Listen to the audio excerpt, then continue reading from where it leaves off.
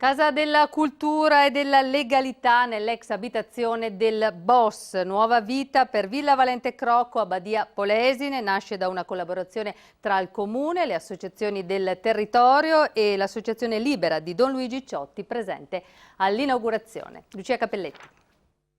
Una villa comprata da un boss della camorra con i proventi dello spaccio di cocaina, la confisca da parte dello Stato, 20 anni d'abbandono, ora la rinascita come Casa della Cultura e della Legalità di Badia Polesine. Un obiettivo importante portato avanti dall'Associazione Libera che, a partire dal 2011, anno dell'assegnazione del bene al Comune, ha iniziato a recuperare il piano terra dello stabile e i 4.000 metri di terreno, che presto saranno utilizzati per la coltivazione di ortaggi, l'apicoltura e come orto didattico. È il primo bene confiscato ai mafiosi assegnato per pubblico bando. Per noi è un grande risultato questo, perché non è assegnazione diretta, non è assegnazione per conoscenza, ma proprio per pubblico concorso. Un bando vinto da 7 Onlus e cooperative del territorio riunitisi insieme nell'associazione Salvaterra. Prossimo obiettivo, l'ampliamento della casa con il recupero degli altri 2 piani dell'edificio. Noi potremo dare un contributo anche economico, soprattutto per quanto riguarderà la realizzazione degli ampliamenti che potranno esserci fatti. Insomma, io spero che questo possa accadere,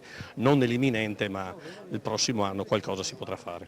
Un passo in più nella lotta alla criminalità organizzata e alla corruzione, parassiti che impoveriscono la società, secondo il fondatore di Libera.